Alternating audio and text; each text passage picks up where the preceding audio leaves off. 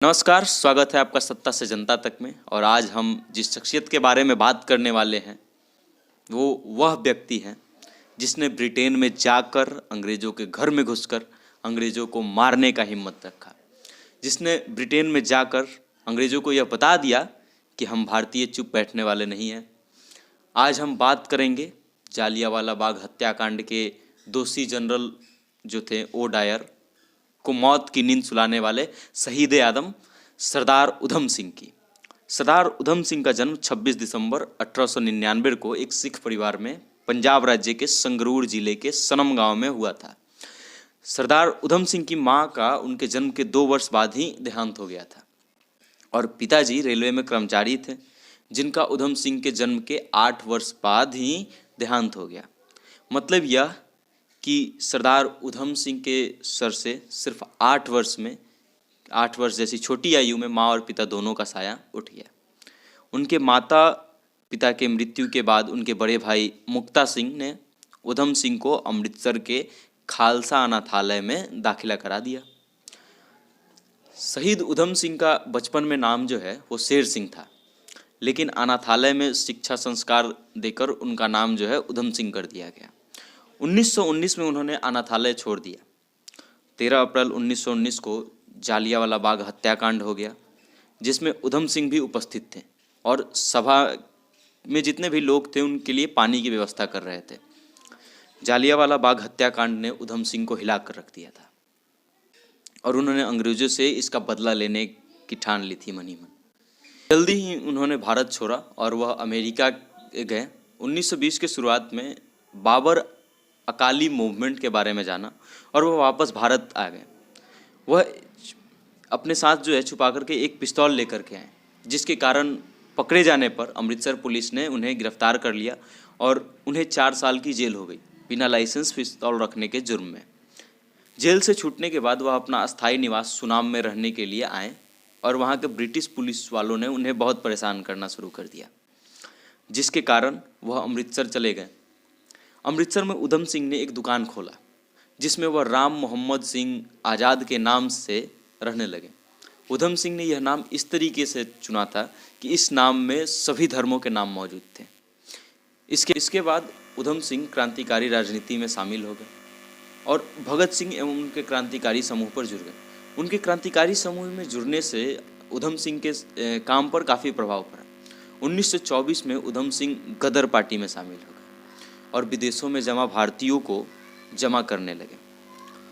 1927 में भगत सिंह के आदेश पर वे भारत वापस आ गए और अपने साथ 25 सहयोगी के लिए रिवाल्वर और गोला बारूद भी ले आए, जिसके बाद पुनः उन्हें बिना लाइसेंस के हथियार रखने के जुर्म में 5 साल की जेल कर दी। 1931 में जेल से रिहा होने के बाद उधम सिंह के अभियान पर पंजाब पुलिस लगातार निगरानी रखने लगी। इसके बाद वे कश्मीर चले गए, वहाँ से पुलिस से बचने में सफल रहे और भागकर जर्मनी चले गए। 1934 में उधम सिंह लंदन पहुँचे और उन्होंने माइकल ओ डायर की हत्या करने की योजना बनाई। उधम सिंह भगत सिंह के कार्यों और उनके क्रांतिकारी प्रभाव समूह से इतने ज़्यादा प्रभावित थे कि 1935 में जब वे कश्मीर गए थे तो उन्हें भगत सिंह के तस्वीर के साथ पकड़ लिया गया था। उन्हें बिना किसी अपराध के भगत सिंह का सहयोगी मान लिया गया और भगत सिंह को उनका गुरु मान लिया गया। उधम सिंह को देशभक्ति गीत गाना बहुत ही अच्छा लगता था और वे राम प्रसाद बिस्मिल के गीतों के बहुत शौकीन थे, जो कि एक क्रांतिकारी और एक महान कवि थे। उधम सिंह को अपने से बड़े भाई बहनों की मौत का बदला लेने का मौका 1940 में मिला।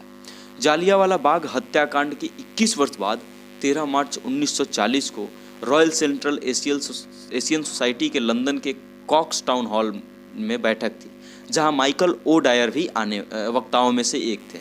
उधम सिंह उस दिन समय पर बैठक स्थल में पहुंच गए। अपनी रिवाल्वर उन्होंने एक मोटी किताब में छुपा ली। इसके लिए उन्होंने किताब के पन्नों को इस तरह से इस आकार में काटा कि उसका आकार रिवाल्वर की तरफ हो जाए और उसमें उन्होंने रिवाल्वर छिपा लिया और जिसके बाद उन्होंने जनरल ओ डायर को मौत की नींद सुला दी। 4 जून 1940 को उधम सिंह को डायर की हत्या का दोषी ठहराया गया और 31 जुलाई 1940 को विंटर विले जेल में फांसी दे दी गई।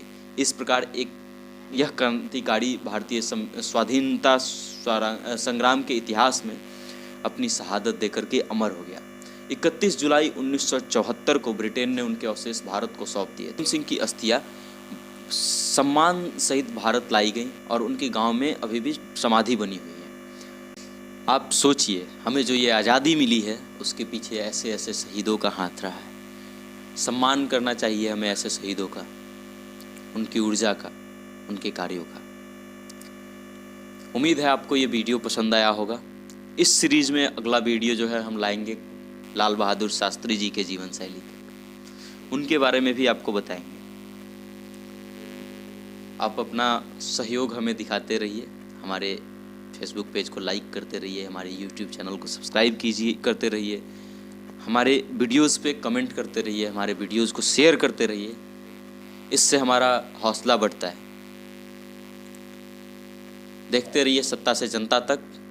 कैमरा पर्सन सुशील कुमार पांडे के साथ सहयोगी सोहेल मंसूरी और मैं वेद प्रकाश। धन्यवाद।